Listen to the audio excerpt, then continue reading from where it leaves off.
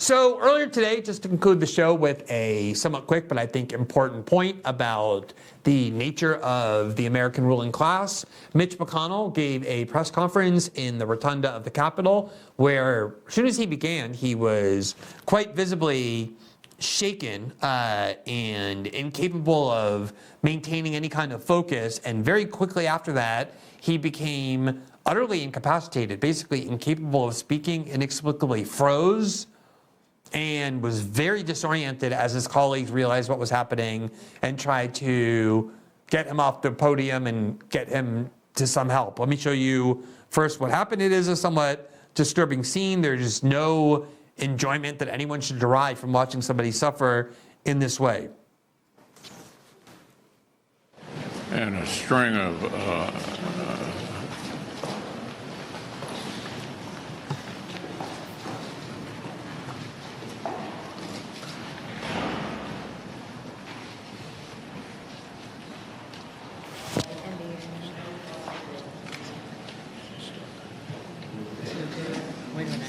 Are you good, Mitch? Okay, Mitch? Anything else you want to say, or should we just go back to your press? Do you want to say anything else to the press? Go ahead, John. I'll take it back. Let's go back to you. Go ahead, John.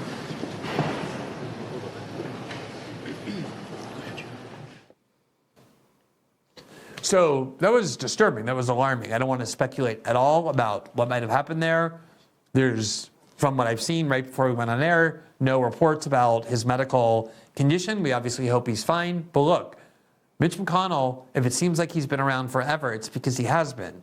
He was first elected to the Senate in 1985. He was actually elected as part of the election that re-elected President Reagan. So basically, he ran for the Senate for the first time in the first term of Ronald Reagan's administration. He has been re-elected 7 times since. He is now in his 7th term in the Senate. And he has been the leader of the Republican caucus in the Senate, both as majority and minority leader, for many, many years now. And these scenes are becoming increasingly common because the American ruling class is getting older and older and older, and they simply refuse to retire. I have told this story many years ago as part of the Snowden reporting. When I was first contacted by Edward Snowden, he obviously didn't want to use his real name. He was concerned, for good reason, obviously, about the surveillance state in which he knew we were living, but not very many other people did. And the pseudonym that he used to contact me was Cincinnatus, who is a renowned leader of the Roman Empire from the 4th century BC. And he was essentially renowned because he had been in power, decided he wanted to retire from public life. He was getting older. He didn't want to keep working. He believed a healthy society has a constant refreshing of people who are in power. And so he went to his farm, intended to live out the rest of his life in his farm. And Rome ended up in a war. And the Roman elite and Roman citizenry called on him to return, needing his leadership. And he did. He went back to leadership because they called on him. They urged him to do so. He won the war. He became incredibly popular, could have stayed in power forever. And instead, he immediately announced, as he promised to do, that when the war was over, he was going back to his farm. He gave up his position and never again returned to power. And Snowden chose that pseudonym because he so admired this idea that people actually go into public service sometimes with the intention of actually helping other people, helping the society be well governed, and not for selfish reasons of clinging to authority and prestige and title and power. And there are still some people who do that in public life. They retire. But it seems increasingly like people are just desperate in the Capitol in particular to just keep their aging hands on whatever levels of power they're able to cling to well past the time that they're physically able to sustain that. And Mitch McConnell is 80 years old. He has been there since the first term of the Reagan administration. That's 45 years in the Senate. Seems like enough. And the whole concept of what the American Republic would be originally was the idea of a citizen legislature. We weren't supposed to have a professional political class. It was supposed to be people who worked in business or in particular trades, who got elected. They would go serve for a couple of terms and then return back to normal life, so that we didn't have a political class that was isolated and insular. I mean, when's the last time Mitch McConnell just had an ordinary life that most Americans have? He's been a senator for 45 years. Joe Biden got elected to the Senate when he was 29 years old. He's now 80. And he's running for re-election at the age of 82, which he'll be if he gets re-elected, and 86 when he concludes his term. These people just don't ever go away. And so because of the power of incumbency, the fact that people just develop these massive networks of power and donors, they're impossible to remove from power. Mitch McConnell will be reelected in Kentucky for as long as he's alive and keeps running. And we're seeing these scenes over and over. Dianne Feinstein, it's now well known, at the age of 90, often doesn't even know where she is. It's sad. No one should mock this. We have probably all have had family members that we've seen go through the incapacitation of aging. I certainly have. It's something that most of us are likely to encounter in one way or another if we live long enough. It's just part of the human process. And it's the reason we ought to encourage people not to cling to power well beyond the time that they're capable of performing those functions, even with just a minimal amount of dignity. So Dianne Feinstein refuses to resign. As I explained just a few minutes ago, Nancy Pelosi, Hillary Clinton are urging her not to for very selfish and manipulative reasons. But Dianne Feinstein has been off for months, oftentimes not even allowed. The Democrats can't even get judicial nominees confirmed because without her vote there, they don't have a majority on the Judiciary Committee. And so when she finally went back and made her first public appearance in a wheelchair with all these stories leaking, she was questioned by the press, and watch what happened. This was in May of 2023. She basically denied that she had been away at all, as if she didn't even realize that she had been away for months. What has the response from your colleagues been like? What have the well wishes? What have you heard? What have I heard about what? About your return. How have they felt about your No, return? I haven't been gone.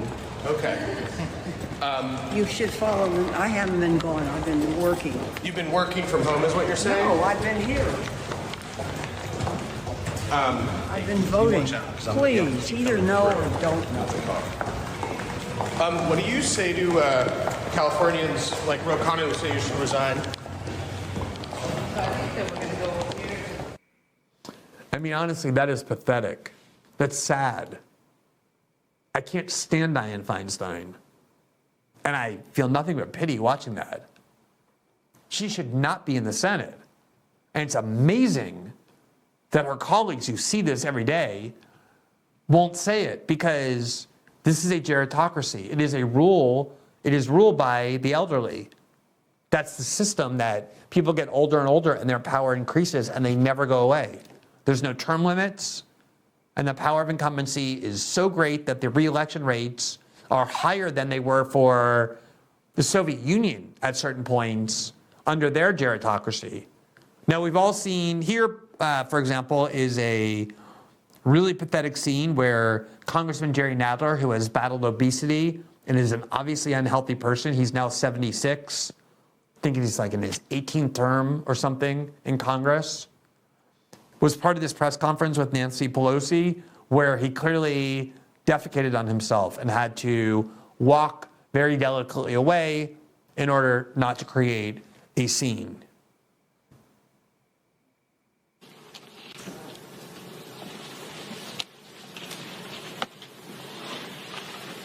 As I bring on Congresswoman Maloney, I want to join the distinguished chairman in acknowledging legislation of other members of Congress that are contained in the chairman's legislation that they are putting forth. and chairwoman's.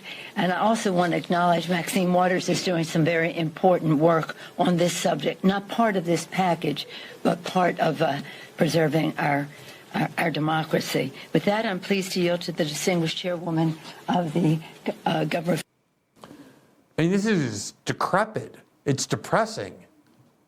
And it is, I mean, truly just horrible to watch. But it is what the top ring of the American leadership has really become. The videos of Joe Biden and the obvious cognitive breakdown that he has in public over several years, I could show you, a half an hour straight of extremely disturbing ones. Here's just a montage of just a few of them. Let's take a look at the 80-year-old Joe Biden.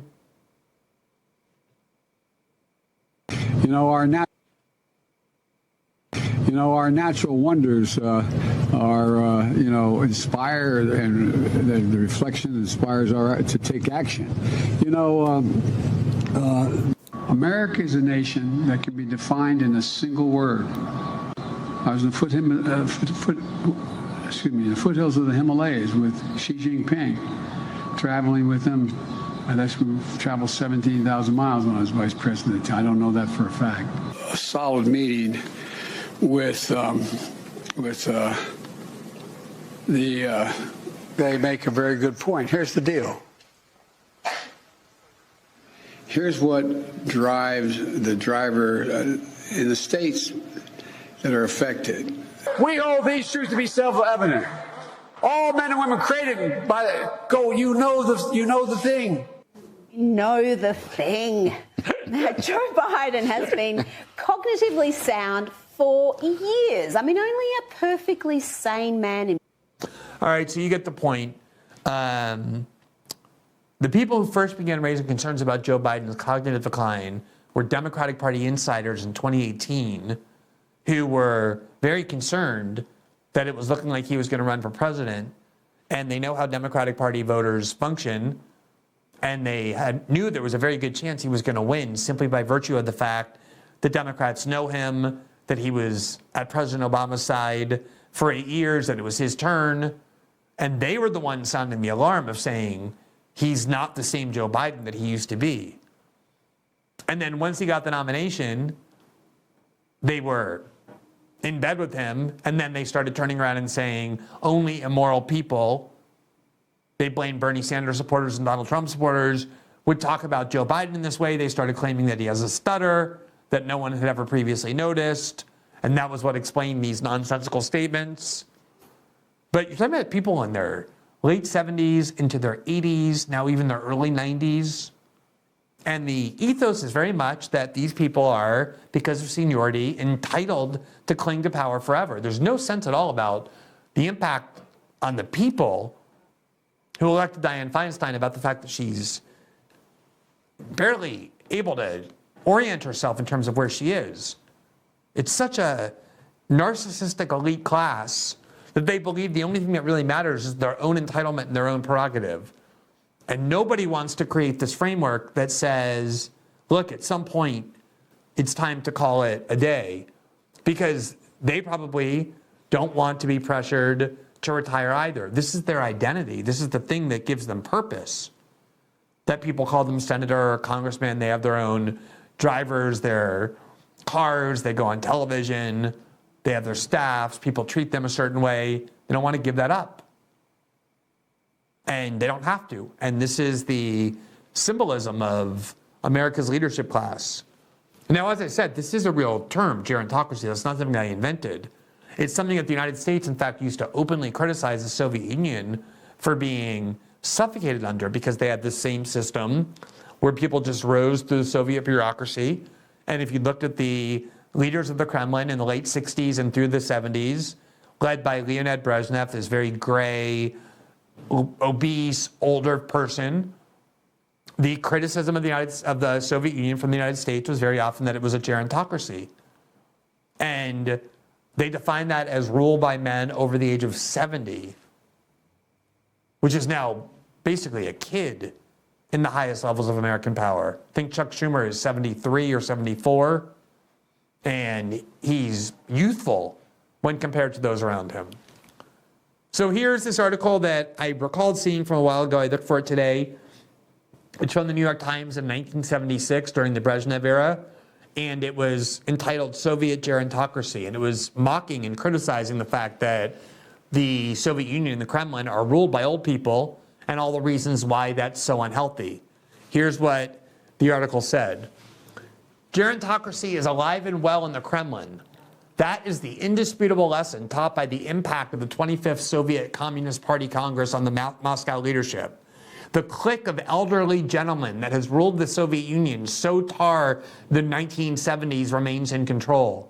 The marginal changes announced last week involved the removal of the, quote, young Dmitry S. Polonsky, who is still on the right side of 60, and now the election of Dmitry Ustinov, now 67, and Grigory Romanov, a mere stripling of 53.